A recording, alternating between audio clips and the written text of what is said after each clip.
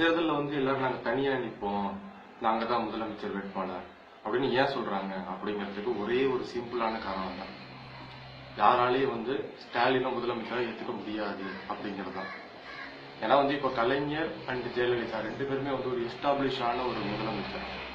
ஆனா ஸ்டாலினுக்கு அப்படி கிடையாது. இந்த தேர்தலில் திமுக ஜெயிக்குது அப்படின்னா ஸ்டாலின் தான் முதல்வர். இது வந்து எழுதப்படாத ஒரு விதி.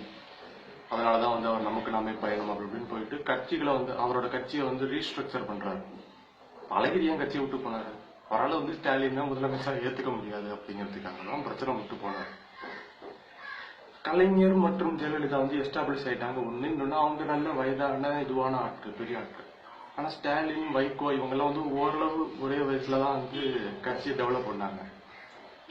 வைகோ முதலமைச்சர் ஆசையோட தான் இருக்காரு. திருமாவளவனுக்கும் அந்த ஆசை தான். இந்த மாதிரி ஒவ்வொருத்தவங்களுக்கும் அந்த ஆசை தான். நாங்க ஏன் வந்து உங்க கூட கூட்டணி வந்து ஸ்டாலினை முதலமைச்சர் ஆக்கணும் அப்படிங்கறதா அவங்களுடைய இன்டைரக்டான கேள்வி.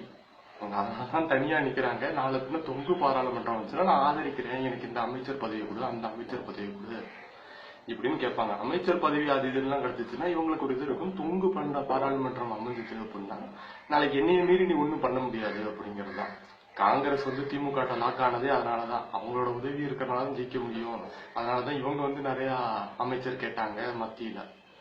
சோ இந்த ஒரு காரணத்துக்காக தான். மித்தபடி ஜெயலலிதா காசு வாங்கிட்டாங்க அப்படி இப்படிங்கறதுலாம் வந்து ஒரு அதீதமான ஒரு கற்பனை. இப்போ வந்து ஸ்டாலின் திமுக ஜெயிக்க கூடாது அப்படின்னு பல பேர் நினைக்கிறதுக்காக ஸ்டாலின் வரக்கூடாதுங்களா? ஏன்னா ஸ்டாலின் வந்துட்டாரு அப்படின்னா 5 வருடம் வந்து அவங்க எப்படி நிக்கிறப்ப தனியார் ஒரு 120 தொகுதி சம்திங் 140 150 நிற்பாங்க.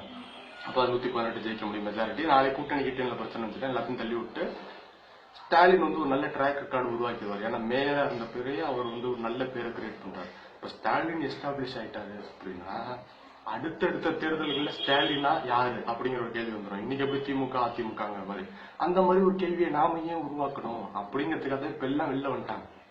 தான் சிம்பிளான காரணம். அப்படிதான் நான் பாக்குறேன். நன்றி.